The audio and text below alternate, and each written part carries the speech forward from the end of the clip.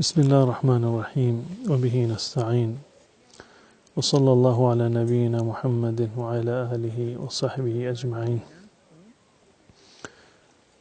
أم المؤمنين سیدتنا عایشه رضی الله تعالی عنها تعریف میکنند که روزی یه خانومی در منزل ایشون اومد و 2 دختر همراهشون بود. 2 دختر بچه داشت. اومدند منزل من و اتفاقا در اون روز چیزی نبود که من تعارف بکنم، پذیرایی بکنم از این 2-3 نفری که آمده بودند.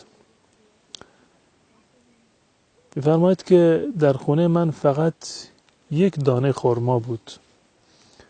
این 1 دانه خرما رو من دادم به اون خانم و اون خانم این دانه خرما رو گرفت و 2 قسمت تقسیمش کرد. نصفش رو داد به این دخترش و نصف دیگه به دختر دیگرش و خودش هیچی نخورد. بعد از این هم بلند شدند و رفتند. میگوید بعد از این که رسول الله صلی الله علیه و سلم تشریف آوردم، من داستان این خانم را و 2 دخترش را با رسول الله صلی الله علیه و سلم تعریف کردم که مادر خرمایی رو که من به ایشان داده بودم به 2 نصف تقسیم کرد.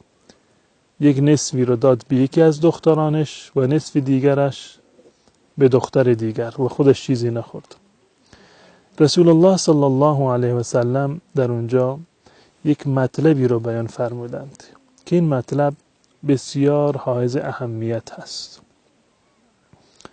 کسانی رو که الله متعال بهشون دختر داده، فرزندانشون دختر هستند، این فرموده رسول الله صلی الله علیه و سلم رو گوش بکنند. رسول گرامی اسلام صلی الله علیه و سلم فرمودند که من ابتلی من البنات بشیء فاحسن الیهن کن له سترا من النار. هر کسی رو که الله متعال به او دختری عنایت کرده باشد، فرزندانش دختر باشد، 1 دختر، 2 دختر، 3 دختر، هرچی که باشند، هر کسی را که الله متعال به او دختری یا دخترانی را عنایت کرده باشد و اون شخص به این دختران احسان بکند، نیکی بکند، به نحو احسن آنها را تربیت بکند، با آنها خوش رفتاری بکند، اکرام و احترام بکند آنها را، کن له سترا یوم القیامه. در روز قیامت این دختران حجابی خواهند بود، ستر و پرده‌ای خواهند بود برای این فرد.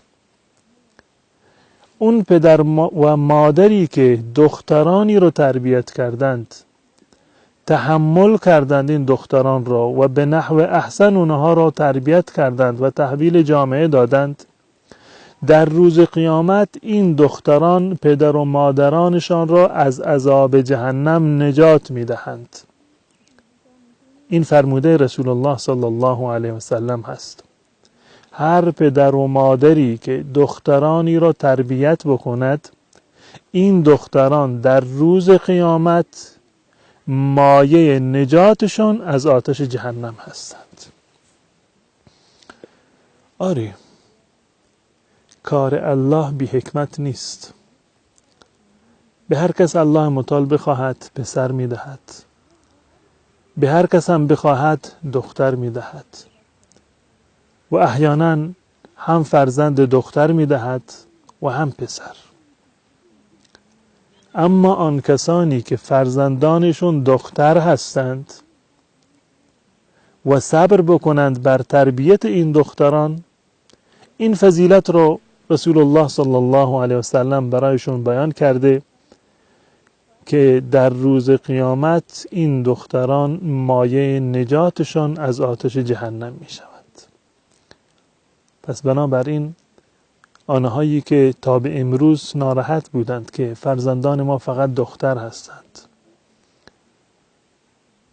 تا به امروز اگر کسانی از این ناراحت بودند که دختران ما خرج زیادی دارند، ما از پس لباسشون و بقیه موارد بر نمی آییم، اون کسانی که این نعمت الله متعال را دست کم گرفته بودند تا به امروز، بدانند که الله متعال به اونها دختر داده تا اینکه این دختران را خوب تربیت بکنند، تحمل بکنند، بپذیرند این نعمت الهی رو، و در مقابل الله متعال در روز قیامت آنها را از آتش جهنم نجات میدهد. امیدوارم که الله متعال تمامی فرزندان من و شما را اصلاح بکند، فرزندان صالحی باشند که هم در دنیا و هم در آخرت مایه سرفرازی و سربلندی من و شما و مسلمانان بگردانند. و السلام علیکم و رحمت الله و برکاته.